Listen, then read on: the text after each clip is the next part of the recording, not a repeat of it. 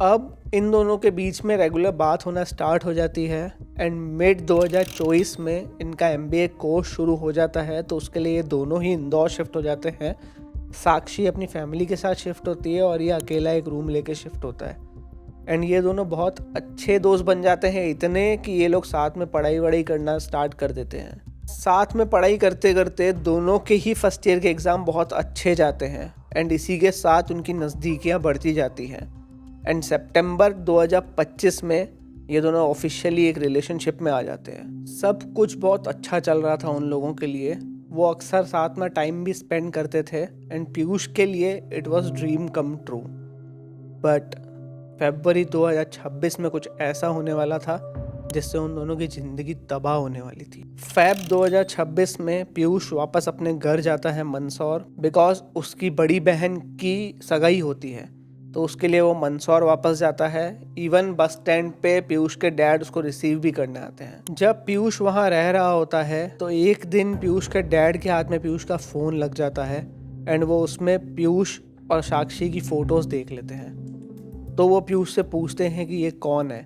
Starting में तो पीयूष घबरा जाता है एंड बोलता है कुछ नहीं, हम तो सिर्फ फ्रेंड्स हैं। बट डैड के थोड़ा फोर्स करने के बाद वो एडमिट कर लेता है कि हाँ वो और साक्षी रिलेशनशिप में है। एंड पीयूष ये भी बताता है कि वो साक्षी से शादी करना चाहता है एंड साक्षी भी उससे शादी करना चाहती है। इवन साक्षी ने पीयूष को ये भी बोला होता है कि उसने अपने घर पे बात कर ली है एंड उसके घर वाले रेडी हैं शादी के लिए। तब पीयूष के डैड ने पीयूष को बोला कि साक्षी को फ़ोन लगा, बिकॉज उनको उससे बात करनी थी।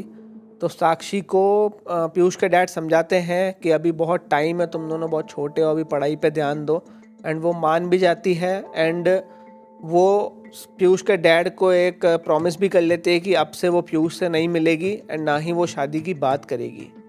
एंड ये सेम चीज़ पीयूष के डैड ने मीडिया में भी बोली है, जो अब आप देखेंगे।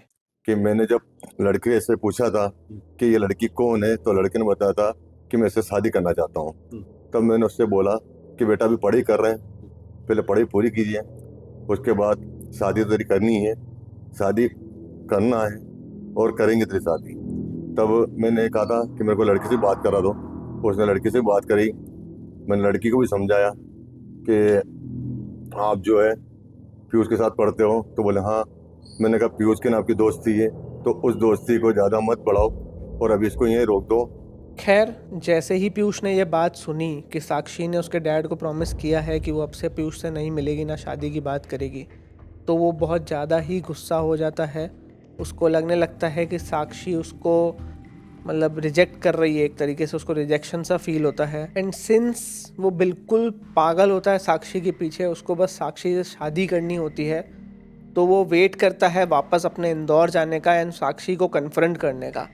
जब तक वो ऐसे ही दिखाता है घर में कि सब नॉर्मल है एंड वो अपने डैड को प्रॉमिस भी करता है कि मैं अब से इन सब चीज़ों में नहीं पढ़ूंगा एंड मैं पढ़ाई पे ध्यान दूंगा। वो शायद 8 या 9 फेब को वापस इंदौर आ जाता है एंड साक्षी को फोर्स करने लगता है मिलने के लिए। पहले तो साक्षी बहुत ज़्यादा रेजिस्ट करती है मिलना उससे, बट इवेंचुअली बहुत ज़्यादा फोर्स करने पर वो मान जाती है एंड 10 फेब को वो दोनों मिलने का प्रोग्राम बनाते हैं। 10 फेब को साक्षी मिलने का प्रोग्राम तो होता ही है, तो साक्षी अपने डैड को एक बहाना बनाती है कि आधार कार्ड में उसकी स्पेलिंग गलत कर दी है तो उसको वो सही करवानी है। उसके लिए उसके डैड उसको दिन के 4-5 बजे के आसपास करेक्शन सेंटर के बाहर छोड़ देते हैं एंड वहाँ से वो सीधा पीयूष से मिलने चली जाती है। जब पीयूष और साक्षी उसके रूम तक जा रहे होते हैं, जो कि आप अब फुटेज में देखोगे, इसी टाइम पे वो अपनी बहन को मैसेज भी करती है कि आज वो बर्थडे पार्टी में जाने वाली है तो वो घर आने में लेट हो जाएगी। जैसे कि आप ये फुटेज में देख रहे हैं कि वो रूम की तरफ जा रहे हैं, तो रूम में जैसे ही वो लोग जाते हैं तो साक्षी अपना फ़ोन छोड़कर वॉशरूम में जाती है। पीछे से पीयूष उसका फ़ोन अनलॉक कर लेता है एंड वो देखता है कि उसके फ़ोन में एक डेटिंग ऐप है, प्लस कुछ लड़कों से उसकी चैट्स भी होती हैं। बट जब तक वो पूरा देखता उससे पहले ही साक्षी बाहर आ जाती है एंड वो अर्जेंट में उसका फ़ोन रख देता है। अब पीयूष को लगने लगता है कि साक्षी उस पर चीट कर रही है एंड उसको ये इसलिए भी लगता है बिकॉज उसके डैड के एक बार बोलने पर साक्षी मान भी जाती है शादी नहीं करने के लिए। तो इस चीज़ से वो बहुत ज़्यादा ही बौखलाया हुआ होता है।